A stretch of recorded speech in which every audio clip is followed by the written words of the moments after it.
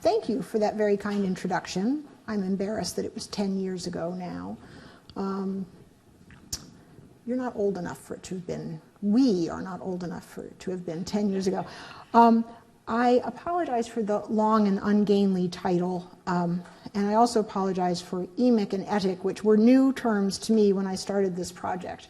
I've since given a test run of this talk at Michigan where a bunch of anthropologists showed up because of those words in the title, and they said, we don't use them anymore. So, but it turns out that it was a Michigan professor who developed them, so I'm going to be true to my school, and so they're in the title.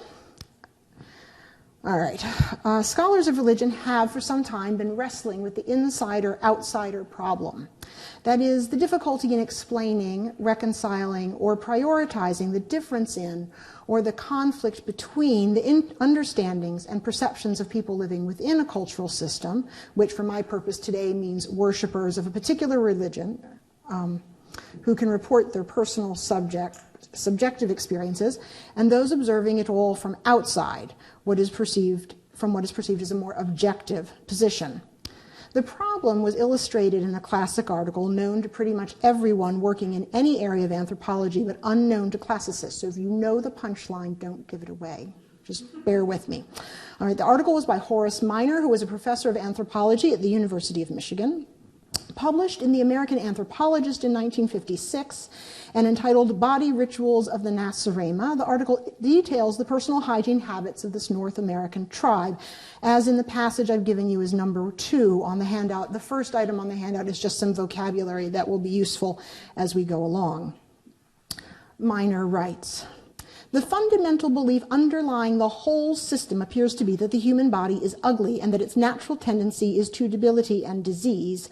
Incarcerated in such a body, man's only hope is to avert these characteristics through the use of the powerful influences of ritual and ceremony. Every household has one or more shrines devoted to this purpose. The more powerful individuals in the society have several shrines in their houses, and in fact, the opulence of a house is often referred to in terms of the number of such ritual centers it possesses. Most houses are of wattle and daub construction, and the shrine rooms of the more wealthy are walled with stone. Poorer families imitate the rich by applying pottery plaques to their shrine walls. Now, many of you will already know, or if you did not know, you will by now have figured out that Nasarema is American spelled backwards. All right. Now, most of us will have to admit that we did not recognize our own bathroom habits. I assume Canadian bathroom habits are much like Americans. When they were first presented to us from the author's assumed outsider point of view. Our own notion is so very different from the perceptions of the outside observer that we did not recognize ourselves when he described us. And this, in a nutshell, is the insider-outsider problem. Despite widespread recognition of the problem in numerous fields within the social sciences, work in this vein has had, so far as I can ascertain, no influence on the study of Roman religion, and only the slenderest impact on the study of the religion of ancient Greece. Given the nature of the available evidence, however, there's much to be gained by taking a fresh look at Roman religious life through the insider-outsider lens, and this is an especially good moment for this project. In scholarship, Roman sacrifice has long been overshadowed by its Greek counterpart, which played a crucial role in the development of some of the most influential theories of the 20th century of sacrifice, namely those of Burckert, Girard, and Vernant and Detienne. Where the Roman ritual has been treated, it is often discussed as part of Greco-Roman sacrifice. Greco-Roman is in quotation marks, a hybrid cultural artifact that was never actually performed by anyone, and that I think looks a lot like sacrifice as it appears in Greek literature, supplemented occasionally with Roman texts. The Roman ritual, however, is presently enjoying some admittedly limited interest as part of a broader resurgence of attention to sacrifice in the ancient Mediterranean. In the last few years, 2 excellent monographs have offered complementary investigations of sacrifice at Rome. Jean Scheid's Qu'on faire c'est croire, which reconstructs what the ritual looked like, and his student Francesca Prescendi's Décrire et comprendre le sacrifice, which examines how the Romans talked about it. And even more recently, the apparent similarity of Roman sacrifice to rituals practiced elsewhere in the region has become one of the building blocks for a reconstruction of Mediterranean religion. That's with a capital M, capital R. And I'm agnostic about the value of Mediterranean religion as a rubric, but I am certain that if we're going to pursue the idea, we ought to make sure we see clearly the individual rituals we are using to delineate it. This afternoon, I propose to turn the insider-outsider lens on sacrifice among the Romans as the ritual emerges from this recent work, including the studies I just mentioned. I will argue that our efforts to recover what the Romans thought about sacrifice and what it meant to them have been hampered by an insufficient recognition of the difference between emic and etic conceptions of ritual, of the ritual. And because the terms emic and etic, in which the insider-outsider problem has sometimes been couched, are not commonly deployed in classical scholarship, it will be worthwhile to provide some background. Here comes the University of Michigan again. Drawn originally from the field of linguistics, drawn originally, in fact, by another Michigander, Kenneth Pike, professor of linguistics at the University of Michigan, until his retirement in the 1970s, emic and etic reflect the distinction between phonemic and phonetic, the classifications of sounds. A phoneme is the smallest unit of contrastive sound within a language system. For example, the phonemes S and C distinguish Latin sum and cum, or English sat and cat.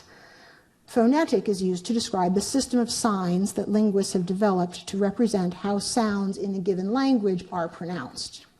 Extrapolating from this, anthropologists, scholars of religion, and others working in a variety of disciplines within the humanities and social sciences have used emic and etic to describe insider and outsider perspectives. The emic arises from within the system or culture of which it is part, the etic from outside it. So for our purposes here, the Roman understanding of sacrifice is the emic view, and that of non-Roman ancient observers and of modern scholars, the etic. All this may seem easy enough, but as often happens in scholarship, apparent simplicity is quickly complicated. The distinction between emic and etic viewpoints is not, it turns out, so distinct. Rather, emic and etic are rarely truly separate from one another, and this is certainly the case when dealing with the ancient Romans. Most accounts of an emic point of view are provided by outsiders, so there's almost always a layer of external interpretation involved. The emic is, in actuality, the result of the outside observer's attempt to accurately reproduce or describe the insider's own description of or explanation for a behavior. An outside observer cannot, no matter how hard he tries, prevent his own experience from coloring his attempt to relate an indigenous account. Now, all this does not render the emic description valueless, but it necessitates a certain caution when presenting a native point of view. Another difficulty is the question of the relative weight to be given to emic and etic accounts. Some have argued that the insider's knowledge and experience should give greater authority to her understanding. Others counter that the insider's position is subjective, whereas the outsider can see a religion objectively, and that this allows for cross-cultural comparison. In what follows, I do not advocate for the prioritization of one perspective over the other. The sources for Roman religious life are too few for any scrap of information to be left aside. And as Kenneth Pike himself pointed out, it is by looking at a behavior from both the inside and the outside of the culture that practices it that we can get a stereoscopic view of the thing itself. Our understanding of Roman sacrifice would be sharpened if we kept in mind the fact that sometimes our non-Roman sources, and also we ourselves, present the ritual in our own terms rather than the Romans.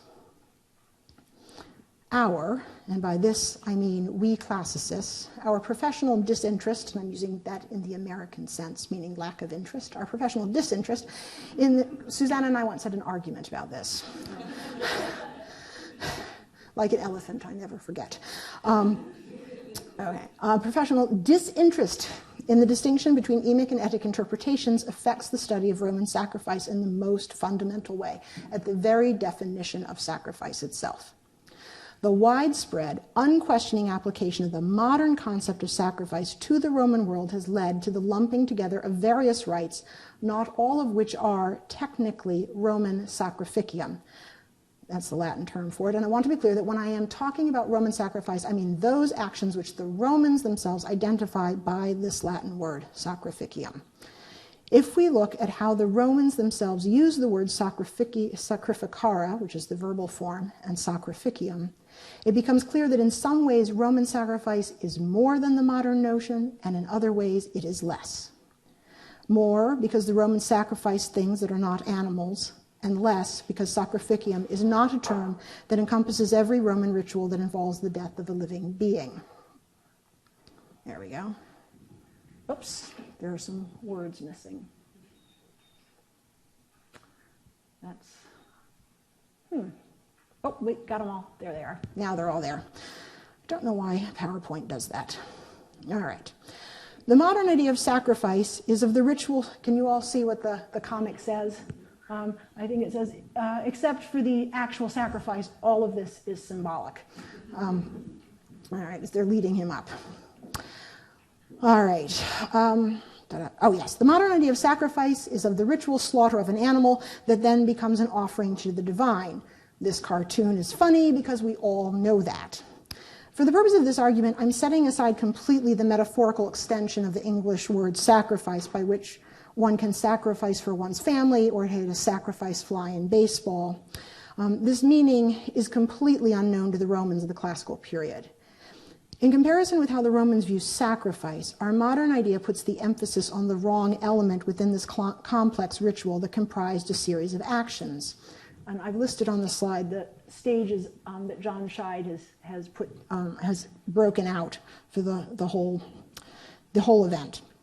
So as John Scheid has reconstructed it, Roman sacrifice began with a procession that was followed by a praefatio, a preliminary offering of prayers, wine, and incense. The sacrifice, the whole process, ends with a litatio, which is the inspection of an animal's entrails, and a meal. At the center of the whole complex is the immolatio, this is where we get English immolation, during which the animal was sprinkled with molla salsa, a mixture of ground spelt and salt. The flat of a knife was run along its back, and then it was slaughtered. The term immolatio was often used by the Romans as a metonym for the whole of sacrificium, and this underscores the central importance that they placed on this part of the ritual.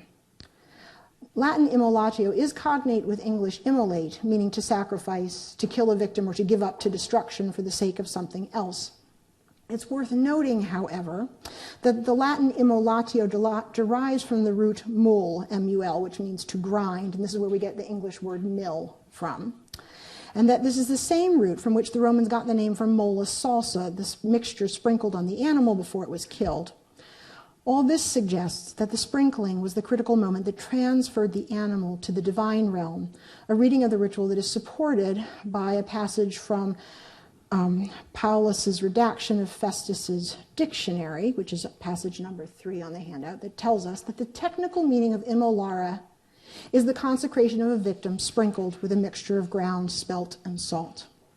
The crucial element of immolatio, the central act within the ritual process of sacrificium, was the sprinkling of the mixture of grain and salt, rather than, as most of us would have thought, the moment of slaughter.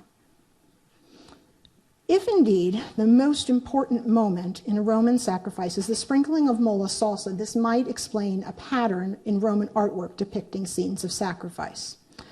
The most common image of sacrifice is of animals standing before the altar, where molla salsa would have been applied to them. Examples such as these, and I've just picked a few. Hard time seeing what you can see, but there is, let's see, will it let me do this? No. Well, there's a bull there waiting, and there's a sheep down in the next line, the next panel. And then here's another one, a little easier to see. This is what's called the suovitaurilia. It's a sacrifice of a bull, a sheep, and a pig. Okay. Jessica referred to it as the Roman turducken. I did not teach her that, I would just like to say. Okay. And then here is another one, animals being led off to sacrifice. There's this whole, so this is the whole procession, the praefatio, that Scheid has identified. And here's one, just in case you didn't think women could be involved in sacrifice. This is a statement that shows up in scholarship periodically, but it's just wrong. So here is a lady participating in a sacrifice. Okay. Now, that's the most common image of sacrifice. Much more rare are images like this one, where you can see there is he's probably of servile status, a slave here. I realize the camera now can't follow me, but he's raising an axe, okay? And there's someone else holding the bull's head down, okay? So these images of the moment of slaughter do happen. They're not very common. Here's another one. You can see down in the left corner, it's the same image, okay? All right, so these are much more rare. They actually show the moment that the axe is being swung, and here, even more rare, is an image of the latatio. You can see in the lower left corner the cow on its back, the bull on its back, with presumably its insides being checked out. This is how you tell if the gods are angry with you or not. Roman gods are usually angry and require appeasement. All right, so this is the latatio. So the latatio image is even more rare than the moment of sacrifice. Now, the relative paucity of slaughter scenes in Roman art has struck some scholars as needing explanation. Presumably, I assume this is because of the importance of sacrifice, which in the minds of these scholars is ritual killing, the importance of sacrifice in Roman religion. And the paucity has been attributed by some of them to a supposed discomfort the Roman viewing audience might have had with killing. Now, if the Romans were made squeamish by this form of violence, it may well be the only one to have ever affected them in such a way. I propose a different explanation. The reason that there are relatively few scenes of slaughter is the same as the reason there are so many scenes of the moment before the mola saucil is sprinkled on the animal, and that's because that is the moment. That is when, in the Roman mind, the sacrifice actually happens. Sacrifice among the Romans is not the ritual slaughter of an animal. It's the ritual consecration of an animal, which is afterward killed and eaten. Now, I'm going to make this go away for a moment. All right. Now, in the scholarship, one frequently reads of blood sacrifice, but offerings of vegetable produce and other inanimate edibles. And I'm going to argue that this distinction is ours and not the Romans. Admittedly, the equation of sacrifice with the offering of an animal is not without support in the ancient sources. The most frequent objects of sacrifice identified by Roman writers are cattle, pigs, and sheep. Goats and dogs are less commonly mentioned, and we can expand the range of species to include horses and birds if we admit animals that are identified only as the object of immolatio, if not of sacrificium itself, and meaning that we accept, as I think we should, Scheid's argument that immolatio is a stage of sacrificium and, by extension, not a separate rite itself. It is also clear that on a handful of occasions, the Roman state sacrificed human victims to the gods. More on that in a moment. The prominence of animal victims in Roman accounts of sacrifice and, even more critically, in Christian polemical works that attach great symbolic importance to the shameful blood of slaughtered animals that should properly be replaced with the blood of Christ, overshadows a substantial number of passages in Roman literature that make it absolutely clear that the Roman gods received sacrifices of inanimate edibles. The most famous of these occurred at the Liberalia, a festival in honor of the god Liber, who was associated with the wine harvest, among other things. And this is passage number 4 on the handout from Varro.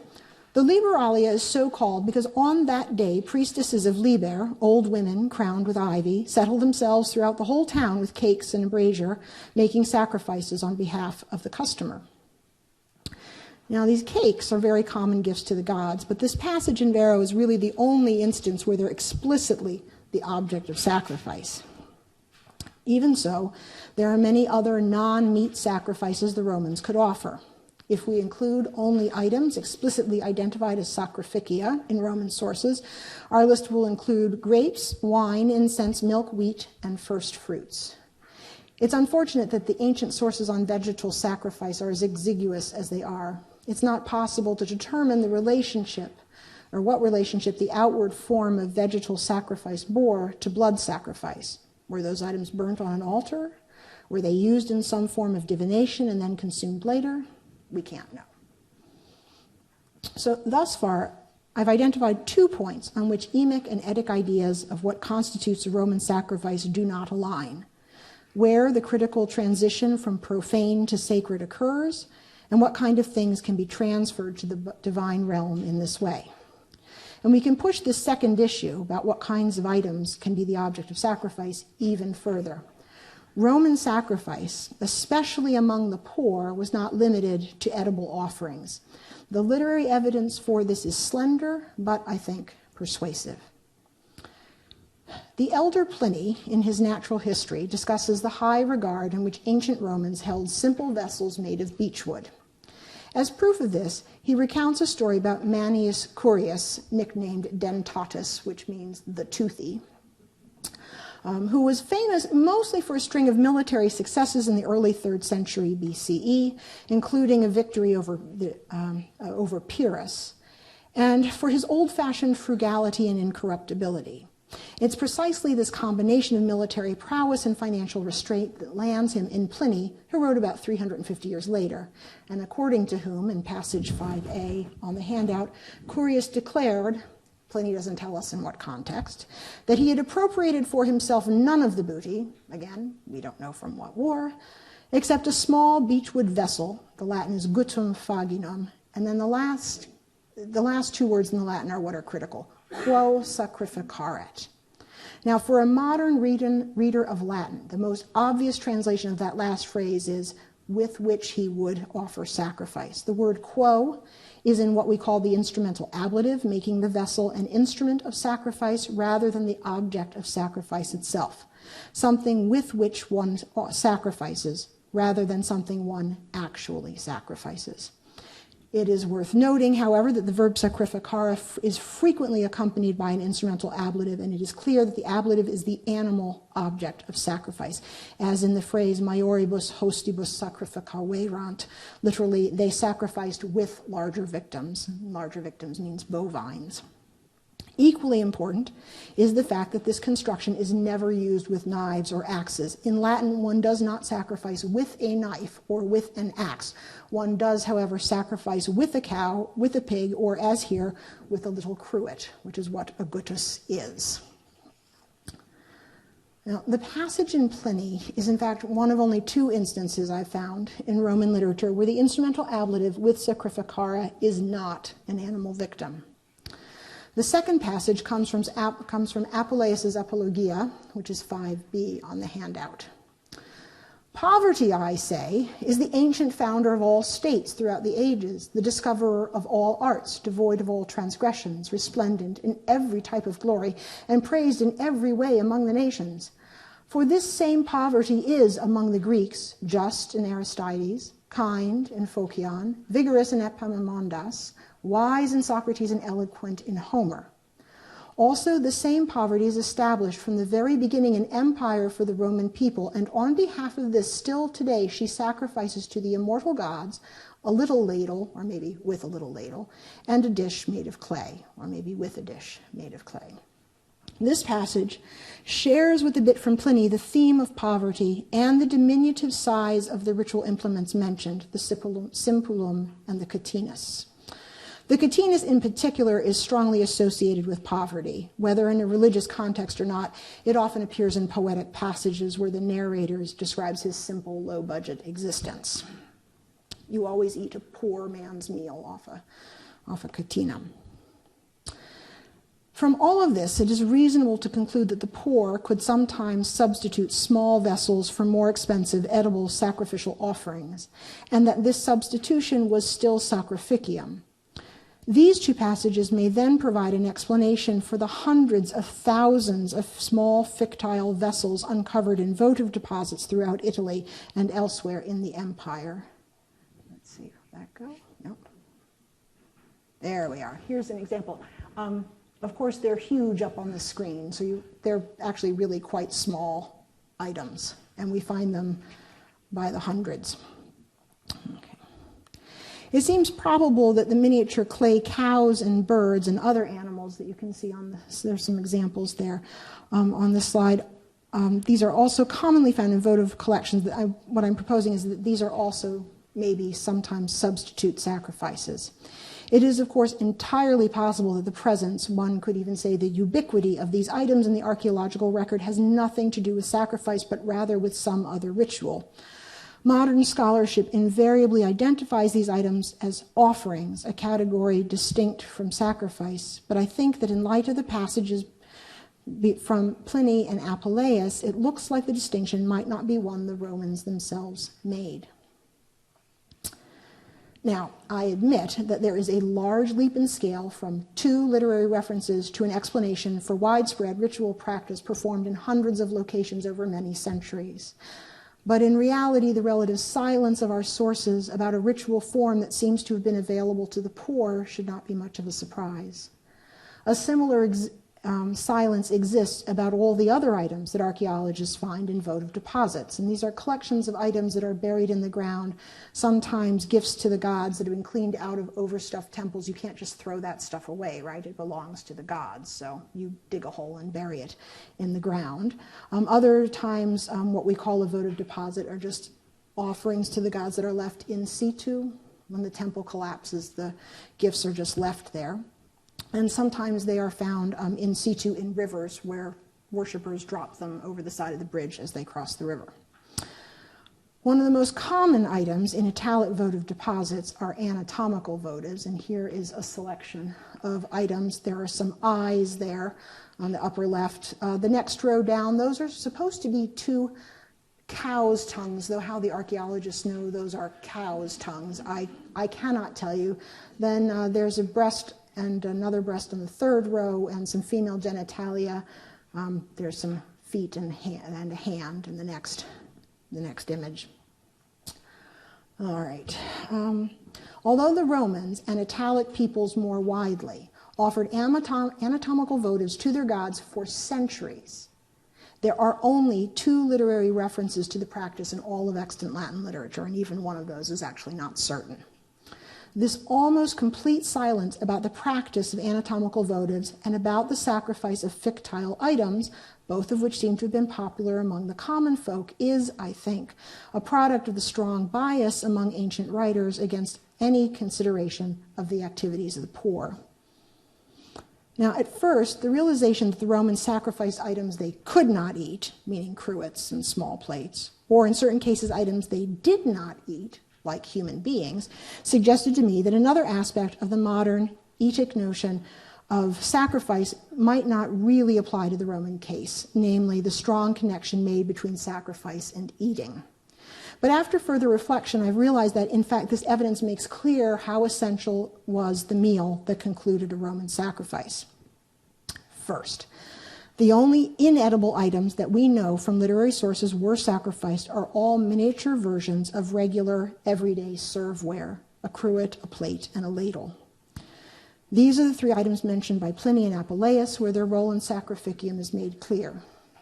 Second is a category of sacrificial items that, while technically edible, the Romans did not eat on a regular basis.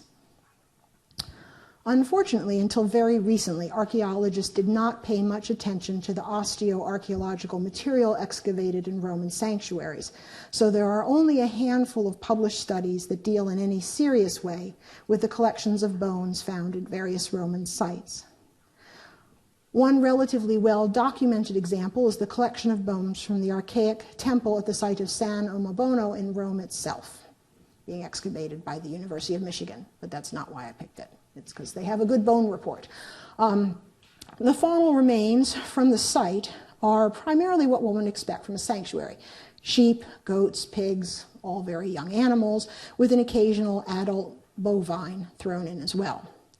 Far less common in the collection is a range of animals that do not seem to have formed a regular part of the Roman diet: deer, a beaver, lizards, a tortoise, and several puppies.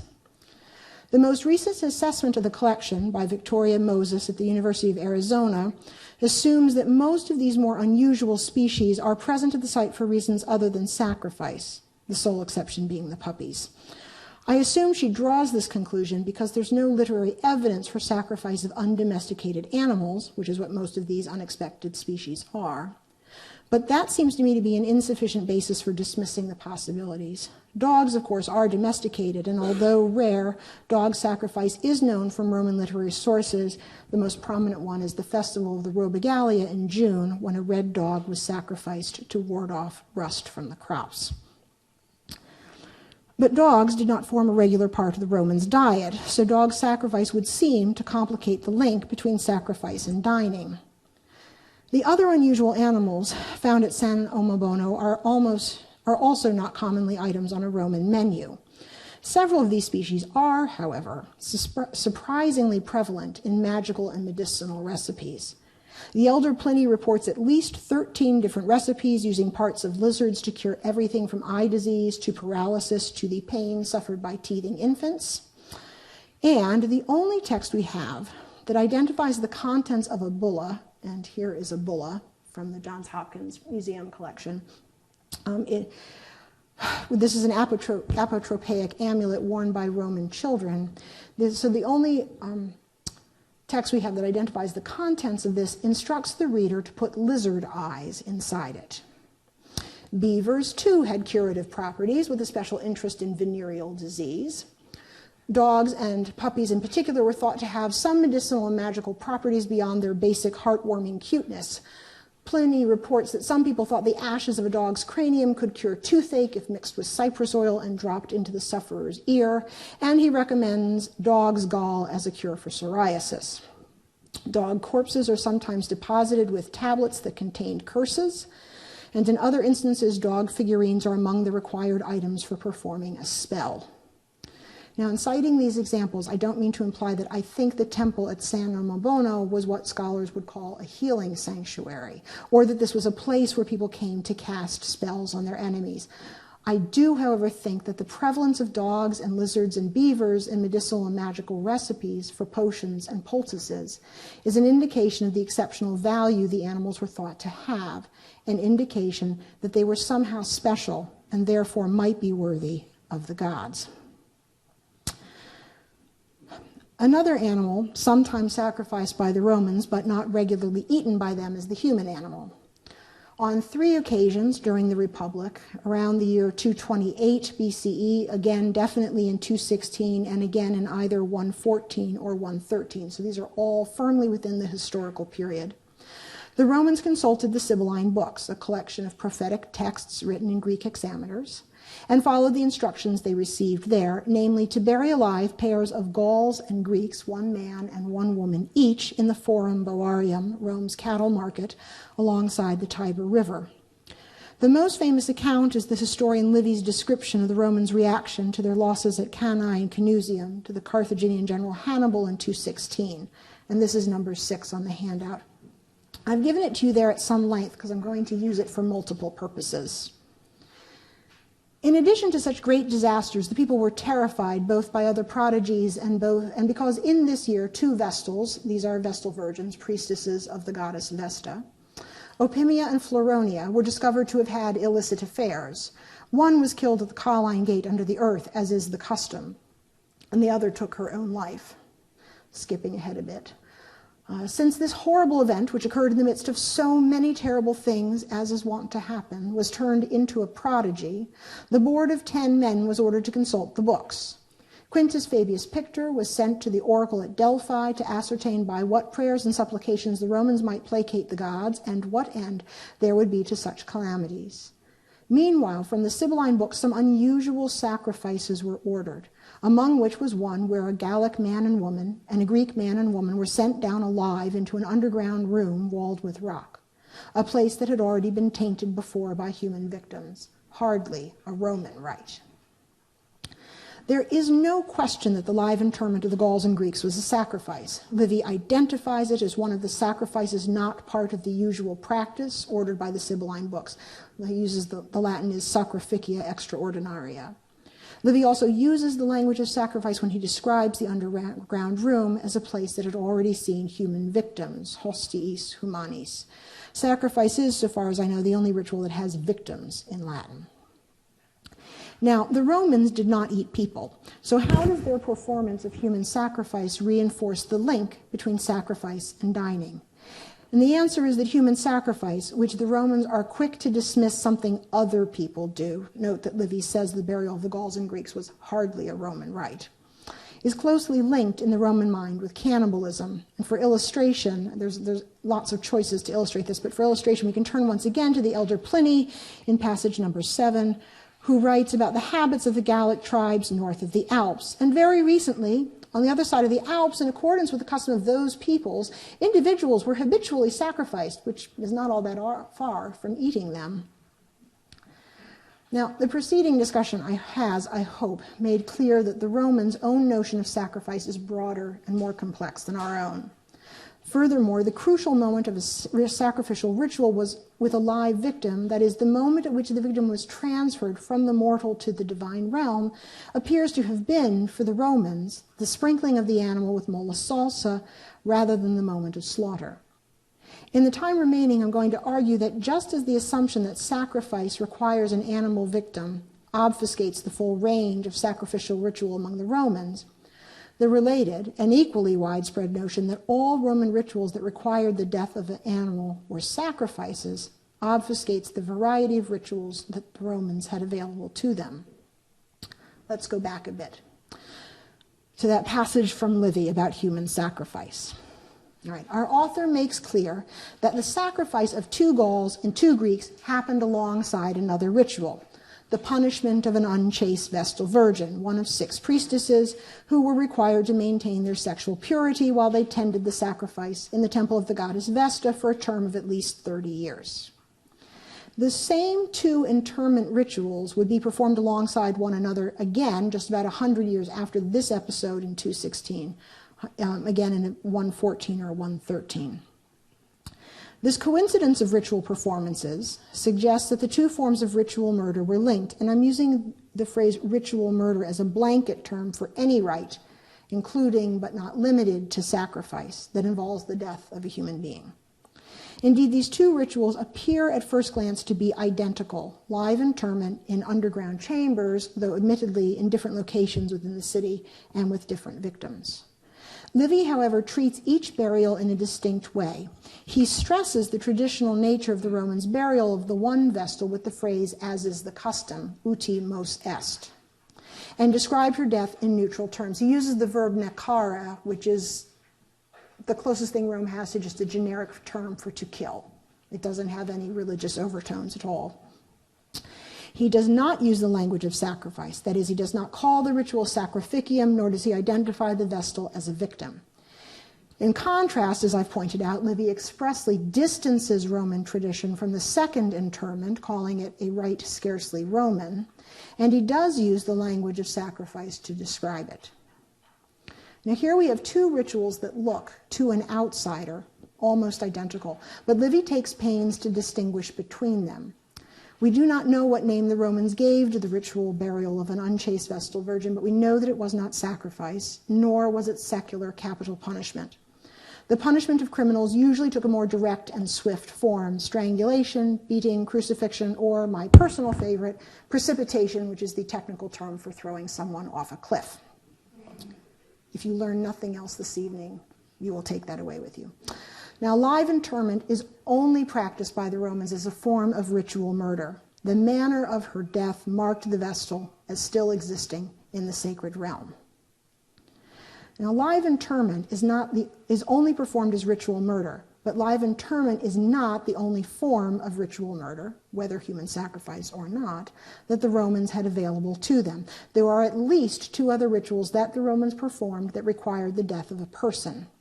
The most common form of ritual murder among the Romans was their handling of hermaphroditic children.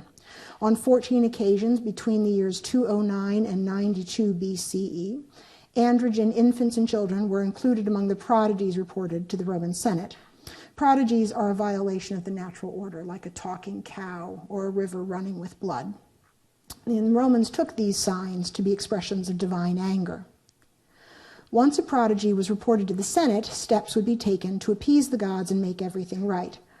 The hermaphroditic children were drowned by a particular group of priests, the haruspices, in the sea.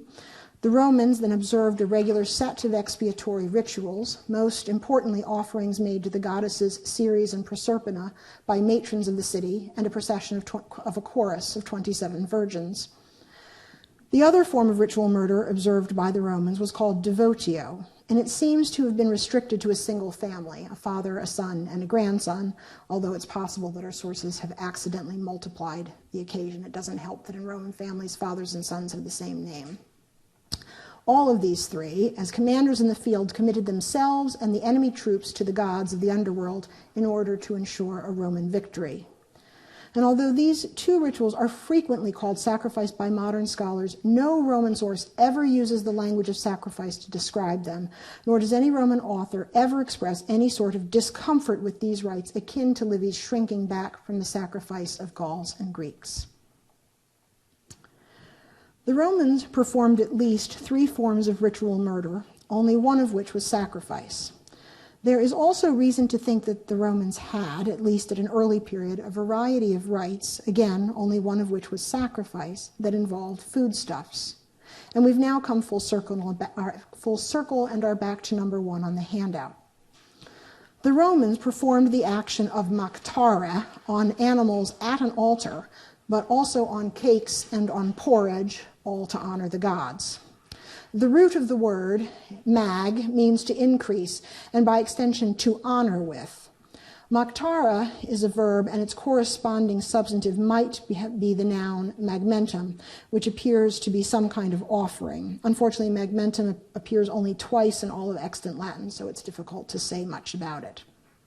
At any rate, one of the interesting things about mactara is that its relevance extends beyond the realm of the divine. Mactara is something one can do to another person, both literally, one can mactara someone else with a golden cup. And I don't mean kill the person with a golden cup. You can honor the person by giving him a golden cup, for example, and metaphorically, you can mactara someone with misfortune or expense. And this kind of general extension makes mactara rather different from sacrificare. If a person were to sacrificare, to sacrifice another, that would be ritual murder. Another way that mactara is different is that it is something that gods can do to their worshippers, at least in comedy, where characters sometimes wish that the gods would honor their enemies with trouble. Though still active in the early 2nd century BCE, the original technical distinction between this rite and sacrifice had fallen away a few centuries later. By the beginning of the Roman Empire, mactara came to be interchangeable with immolare. This is one of the stages of sacrifice. A more clear-cut example of a ritual that looks a lot like sacrificium, but is clearly not identical to it, is polluctum. The verb pollucere is an old word appearing mostly in literature of the 2nd century BCE, but also in later texts as well. It is treated as a synonym for sacrificare in the major modern dictionaries, although none of the ancient texts makes this connection. The ritual seems to be even more flexible than sacrifice in the range of objects on which it can be performed. The elder Cato instructs his reader to pollucere a cup of wine and a daps, which is a ritual meal, to Jupiter Dapalis. One can also pollucere grain, wine, oil, cheese, meat, fish, a host of other food items, and even unidentified and presumably inedible goods. One can also pollucere a tithe to the god Hercules. Other than the range of things that can be polluctum, the only other thing we know about the ritual is that it involves an altar, which is, of course, the proper locus of sacrifice. But as we've seen, in the case of the 2 different instantiations of ritual murder, only one of which was sacrifice, similarity in outward form of rituals need not necessitate identity, to the Roman mind at least. Thus, polluctum is best understood as a ritual that is distinct from sacrificium, but which has formal similarities with it, in particular its primary object, foodstuffs, and the location in which it was performed, at an altar.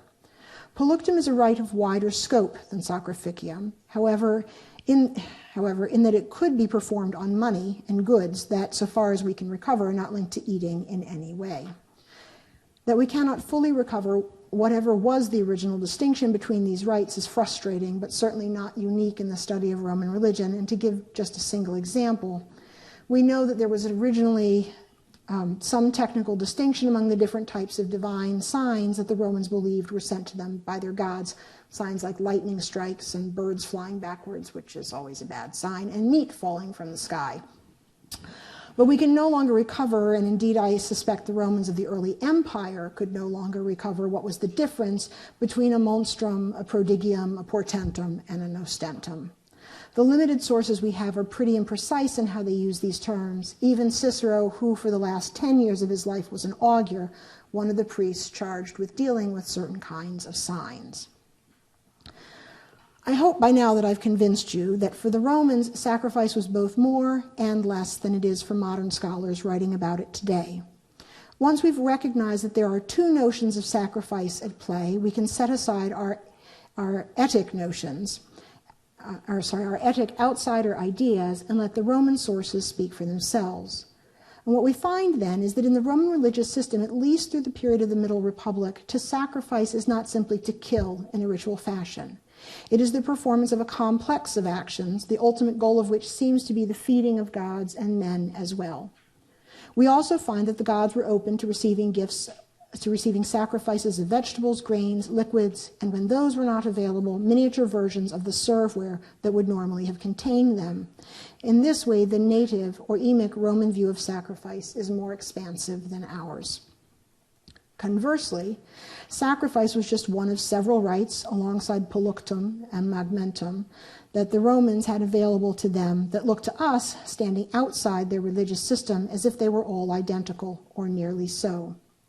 We moderns use sacrifice loosely to cover any rite that involves the death of an animal, but by placing all the variety of rites under the single rubric of sacrifice, we've lost sight of some of the complexity and nuance that Roman ritual life once had. Thank you.